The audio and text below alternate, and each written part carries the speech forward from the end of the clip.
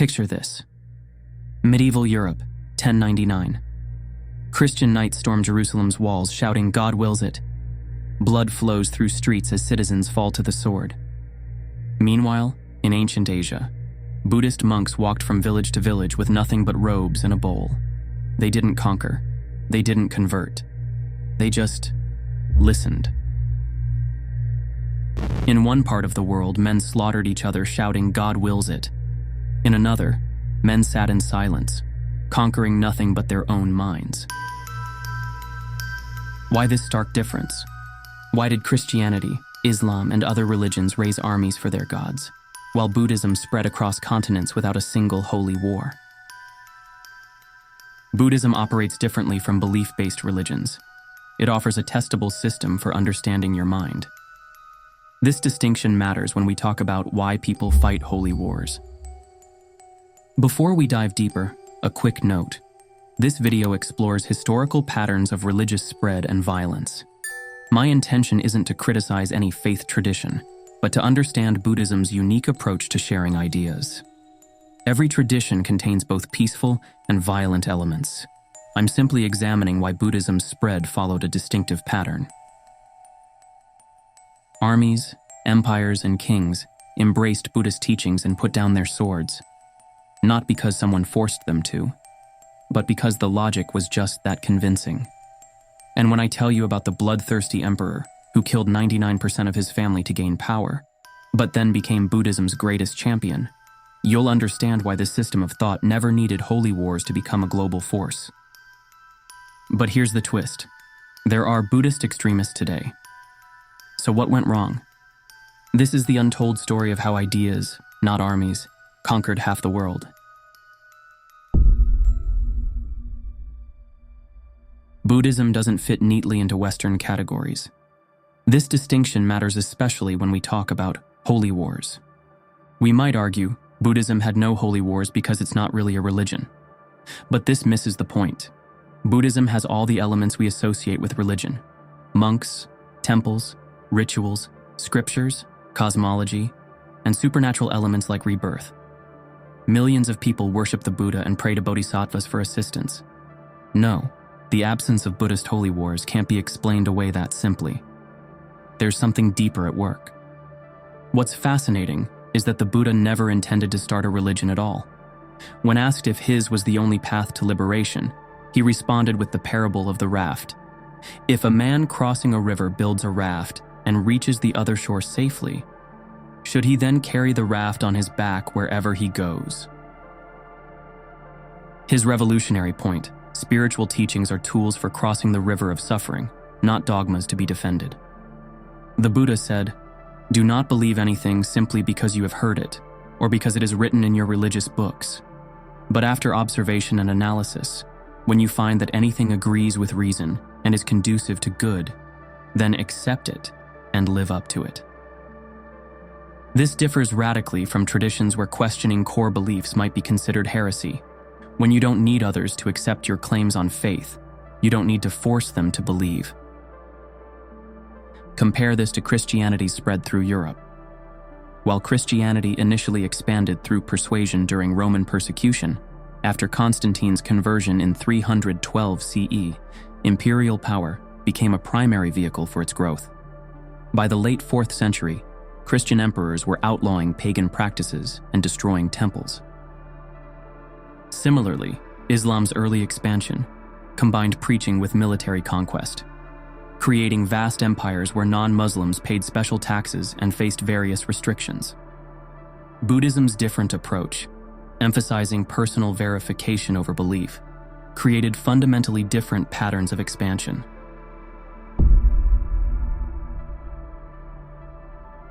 Throughout history, religious conflicts have shaped our world, burning through civilizations, redrawing borders, and claiming countless lives. The Crusades stand as perhaps the most famous example. Pope Urban II launched the First Crusade in 1095 with a simple call: "God wills it." Christian knights marched thousands of miles to reclaim Jerusalem from Muslim rule. When they finally breached Jerusalem's walls in 1099, the Crusaders slaughtered Muslims, Jews, and even Eastern Christians. One crusader, Raymond of Aguilers, wrote, "In the Temple of Solomon, men rode in blood up to their knees in bridle reins." But Christianity holds no monopoly on holy wars. Islamic expansion brought its own religious conflicts. The concept of jihad, though primarily meaning spiritual struggle, also justified military campaigns. Early caliphates expanded rapidly across North Africa, the Middle East, and parts of Europe, converting populations and establishing Islamic rule. In Europe, the 30 Years' War, 1618 to 1648, pitted Catholics against Protestants in a devastating conflict that killed nearly a third of Germany's population, all because they interpreted the same holy book differently. Even Hinduism, often portrayed as peaceful, has its warriors. The Mahabharata describes a righteous war where the god Krishna tells the warrior Arjuna, "If you will not fight this righteous war, then you will fail in your duty, lose your reputation, and incur sin." So what drives people to kill in the name of God? The human toll of these conflicts is staggering. The Crusades killed perhaps 1 to 3 million people over 2 centuries. The 30 Years' War caused around 8 million deaths. The Pakistani-Indian partition in 1947, driven partly by religious differences, displaced 14 million people and killed up to 2 million. Religious wars typically share key ingredients: exclusive truth claims, divine authorization, and cosmic dualism, dividing the world into forces of good and evil. Religious warriors don't see themselves as killers, but as saviors. They're not conquering. They're liberating. They're not murdering. They're saving souls. Holy wars aren't just about territory or resources. They're existential battles for cosmic order. The stakes couldn't be higher: eternal salvation or damnation. So how did Buddhism avoid this pattern? Let's examine how Buddhism's unique approach to truth and practice made it fundamentally different.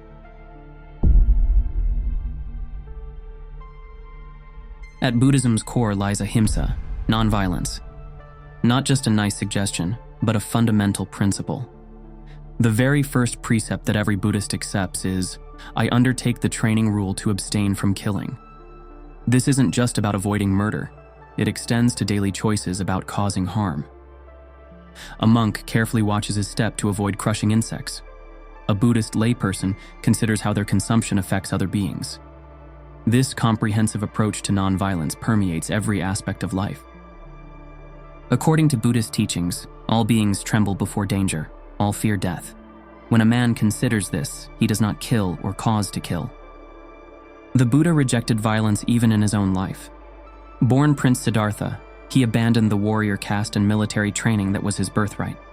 When his own clan faced annihilation, he attempted to prevent the slaughter through peaceful intervention, standing between opposing armies. What makes Buddhism different is its relationship to truth and conversion. While most religions operate on faith and revelations, Buddhism operates on testing hypotheses about suffering. The Buddha claimed his teachings came from direct observation of how the mind works, as the Buddha expressed it. Just as the wise test gold by burning, cutting, and rubbing it, so are you to test my words by examining them. Buddhism also introduced concepts like emptiness, sunyata, not nothingness, but the understanding that nothing exists independently or permanently. Imagine a wooden table. Is it really a table? Or is it wood, which came from a tree, which came from soil, sunlight, and water? Everything is interconnected, with no separate, permanent self. This realization dissolves the very logic that fuels religious conflict. If there's no permanent self to defend, and no essential difference between us and them, what exactly are we fighting for? But could such simple principles, nonviolence and inquiry, truly transform the heart of a killer and change the fate of an empire? History provides us a stunning answer in the form of one of humanity's most dramatic transformations.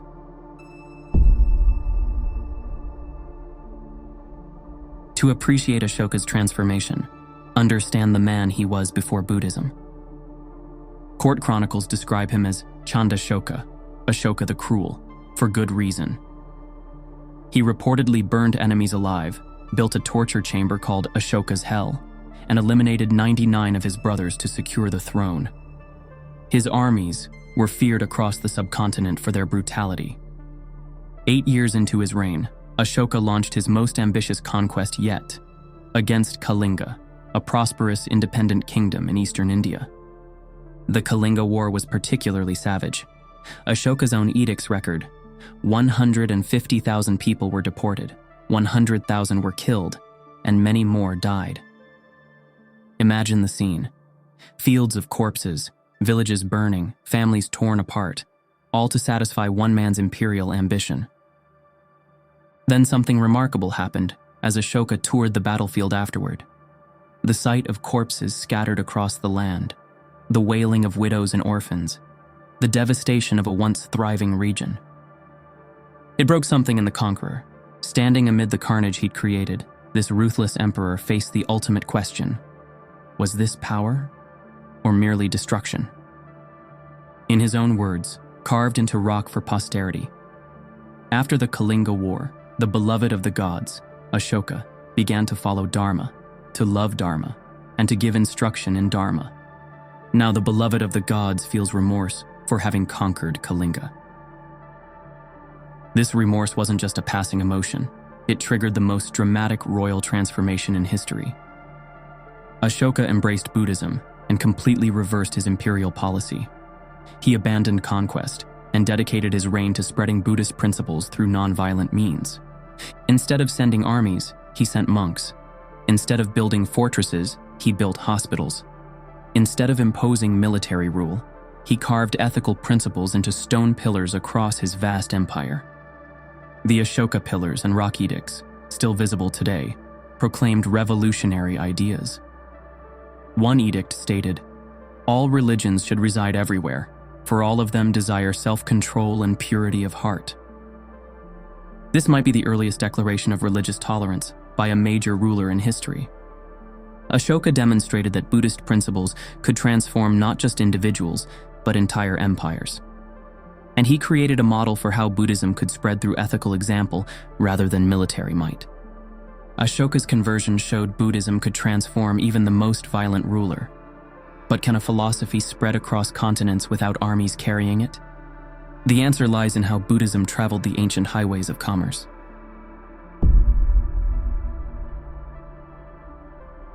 While many religions followed the sword, Buddhism followed the merchant's caravan. Trade routes became Buddhism's superhighways, especially the vast network we now call the Silk Road, connecting China to Central Asia, India, the Middle East, and eventually Europe. Let me take you to Dunhuang, China, around the year 600 CE. A weary merchant caravan arrives at the oasis after weeks crossing the Taklamakan Desert, their camels laden with silk and spices destined for Persia. The desert crossing has been brutal: sandstorms, bandits, and the constant threat of death by thirst. But here at the edge of China, something remarkable greets them: a complex of caves carved into cliff faces. Inside, magnificent Buddha statues reach toward the ceiling, walls covered in vibrant paintings depicting the Buddha's life. The travelers find not just shelter, but a place to deposit valuables, exchange currency, receive medical care, and restore their spirits before the next leg of their journey. A local monk approaches the lead merchant, offering tea. They share no common language, yet through translation, the merchant hears teachings that make sense to him regardless of his culture or background. The focus on ethical business practices, on reducing suffering, on finding inner peace amid the chaos of desert crossings. This speaks to his daily reality. Before departing, the merchant leaves a generous donation to expand the cave complex, ensuring future travelers will find the same refuge. Scenes like this played out again and again across Asia's trade routes.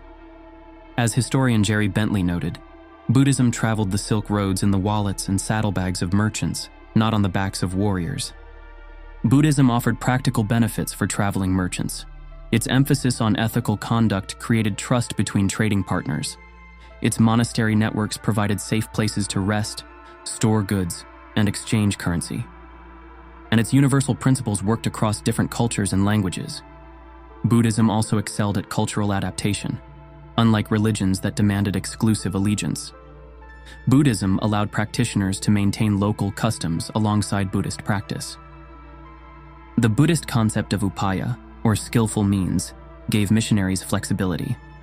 They could present Buddhism differently depending on the audience, emphasizing philosophical aspects for the educated, meditation for the spiritually inclined, ethical teachings for rulers, and devotional practices for common people.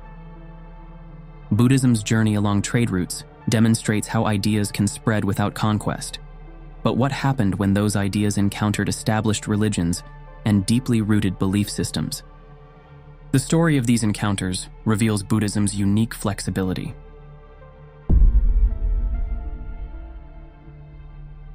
When Buddhism encountered other belief systems, it typically sought harmony rather than conflict. But the outcomes varied dramatically. Buddhism's encounter with Islam proved more complex and sometimes tragic. Arab armies conquering Central Asia in the 7th and 8th centuries encountered flourishing Buddhist civilizations. Monasteries crumbled, libraries burned.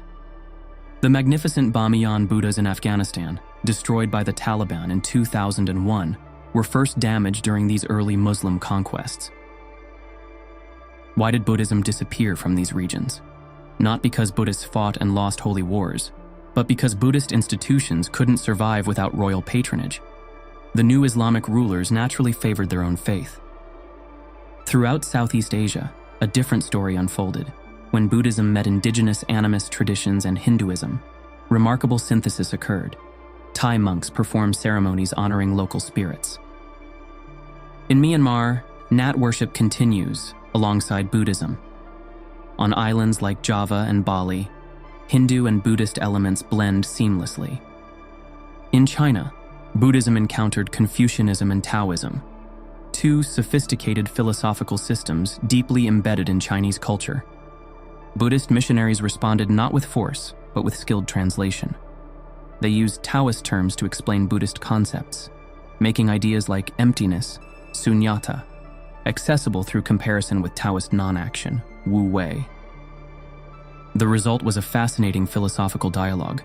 Buddhism influenced Chinese thought, while being transformed into distinctively Chinese schools like Chan, Zen. Buddhism's journey to the West represents another fascinating chapter. When Buddhist texts first reached Europe in the 19th century, they influenced philosophers like Schopenhauer and Nietzsche.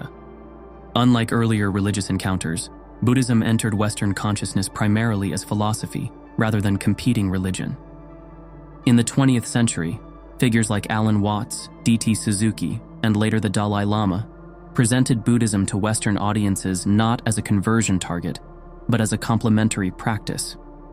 Many Westerners today practice Buddhist meditation while maintaining their original religious identity, a pattern of adoption rather than conversion that mirrors Buddhism's historical spread in Asia. This pattern of adaptation, rather than confrontation, characterized Buddhism's spread. It preferred dialogue over debate, inclusion over exclusion, and synthesis over conquest. But this peaceful history makes the exceptions all the more jarring, because there have been cases where Buddhism has been linked to violence and extremism, cases we need to examine honestly. If Buddhism promotes nonviolence so strongly, how do we explain Buddhist monks calling for violence against Muslims in Myanmar, or Sri Lankan Buddhists attacking Tamil Hindus? Now, to be clear, these violent voices do not represent all of Buddhism. Far from it. Across the world, most Buddhist monks, teachers, and practitioners remain deeply committed to compassion, peace, and non-harming. What we're examining here is how any tradition, no matter how peaceful, can be distorted when it becomes fused with fear, power, or nationalism. Let's start with Myanmar, where nationalist Buddhist monks led by Ashin Wirathu have fueled violence against Rohingya Muslims. Wirathu, once called the Buddhist bin Laden by Time magazine, founded the 969 movement to boycott Muslim businesses. His inflammatory speeches characterize Islam as an existential threat to Buddhism. His rhetoric helped spark violence that forced over 700,000 Rohingya to flee Myanmar since 2017, in what the UN has described as a textbook example of ethnic cleansing. These monks didn't chant for peace, they chanted for purity. They didn't disarm delusion, they rearmed it. They didn't follow the Buddha's path of non-attachment. They clung desperately to nationalism. They didn't seek to end suffering. They perpetuated it. This isn't Buddhism as the Buddha taught it. It's Buddhism hijacked by the very forces it was designed to overcome: fear, attachment, and delusion. When Buddhist nationalists claim Buddhism will disappear if we don't defend it, they directly contradict the Buddha's teaching that hatred does not cease by hatred, but only by love. This is an eternal rule. As the Dalai Lama said regarding Myanmar, Buddha would have definitely helped the Rohingya Muslims. He would not discriminate. These cases of Buddhist nationalism can't be understood without colonial context. Myanmar and Sri Lanka experienced British colonization that privileged certain ethnic groups and religions over others, creating lasting social divisions. Japanese militarism emerged as a response to Western imperial dominance in Asia. Colonial powers often used religious differences to implement divide and rule strategies, hardening boundaries between groups that had previously coexisted. When these countries gained independence, religious nationalism became a way to assert post-colonial identity against perceived foreign threats. The exceptions we examined, Myanmar, Sri Lanka, wartime Japan, all involved Buddhism becoming entangled with nationalism. This fusion of religious and national identity creates a dangerous dynamic. A perceived threat to the nation becomes a threat to religion, and vice versa. These exceptions don't disprove Buddhism's peaceful track record. They highlight what happens when any belief system, even one founded on non-violence, becomes entangled with nationalism and identity politics. The Buddha's teachings included a built-in solution to such distortions: the practice of meditation itself, which creates internal conditions for peace.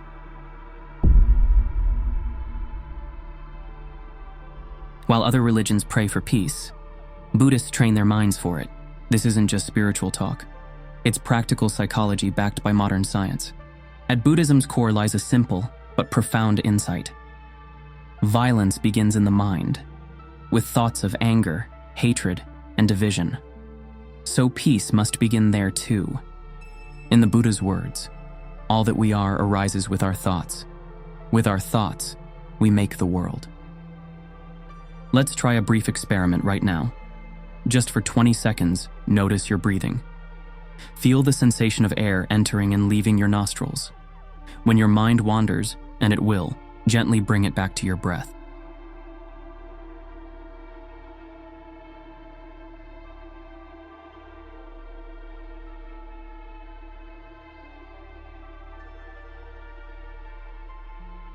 That pause? That was a seed of peace. In that space, no war can grow. What you just experienced is the foundation of Buddhist meditation, creating awareness of your mental processes. Now imagine extending this ability to moments when anger arises. You'd notice the anger, but wouldn't be controlled by it.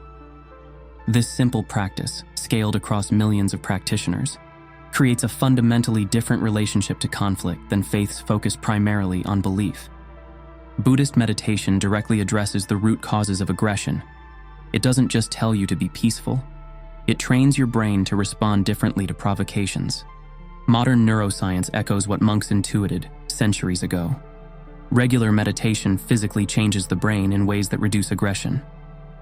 Neuroscientists at the University of Wisconsin measured brain activity in experienced meditators. They found increased activity in areas associated with positive emotions and reduced activity in aggression-related areas. Even in war zones, meditation creates islands of peace. During Cambodia's bloody civil war, monk Maha Ghosananda led peace walks through active combat areas, teaching meditation to villagers caught in the crossfire. One refugee described the impact. Before meditation, when I thought of the Khmer Rouge killing my family, I wanted to take revenge. After meditation, I still see my family killed, but I don't feel the same hatred. This transformation, from vengeful victim to peaceful survivor, represents Buddhism's most profound gift to humanity. Not just a philosophy, but a practical path from hatred to healing. This built-in technology for peace gives Buddhism a unique advantage in preventing violence. It doesn't just prohibit aggression, it systematically uproots its psychological causes. After thousands of years, through empires and upheavals, Buddhism spread without swords. But what can this ancient strategy teach us now, in a world still addicted to conflict? First, ideas spread better through attraction than coercion. Buddhism didn't conquer half of Asia with armies. It won hearts and minds by addressing real human suffering. Second, Buddhism shows the power of adapting to local cultures without compromising core principles. Buddhism didn't demand that Chinese people stop being Chinese or Tibetans abandon their cultural identity. It offered tools that could work within existing frameworks. Third, Buddhism demonstrates that focusing on practice rather than belief creates more stable foundations. Instead of demanding allegiance to unprovable claims, Buddhism offers techniques you can verify through personal experience. Fourth, Buddhism reveals the danger of mixing spiritual traditions with national identity. When spiritual practices become markers of national or ethnic identity, the universal message gets corrupted into an us versus them mentality. Fifth, Buddhism shows how internal transformation precedes external peace. The Buddhist approach recognizes that social change begins with individual minds. Now imagine if the world's most entrenched conflicts were approached not with flags or faith, but with one guiding question: how do we reduce suffering? Of course, these conflicts are incredibly complex, rooted in history, identity, trauma, and pain on all sides. We're not here to take political stances or simplify them, but from a Buddhist lens, we can ask, how might a different kind of thinking, focused on reducing suffering rather than proving who's right, shift the conversation? Take, for instance, the long-standing conflict between Israelis and Palestinians. Both sides claim exclusive divine rights to the same land. What if, instead, they followed the Buddha's approach of non-attachment to views? What if they prioritized reducing suffering over establishing who has the right claim? Or consider Ukraine and Russia, a conflict partly fueled by competing historical narratives and identity claims. A Buddhist approach would ask, how can we minimize suffering right now, rather than who is historically right? Perhaps most importantly, Buddhism demonstrates that peace isn't just a goal, it's a strategy. The Buddha taught that means and ends are inseparable. Peaceful ends require peaceful means. Violent methods inevitably corrupt even the noblest objectives. In a world still torn by religious and ideological conflicts, Buddhism's peaceful spread reminds us that the most powerful revolutions begin not with swords, but with insights. Ideas once carried in begging bowls now shape entire nations, not by force, but by awakening.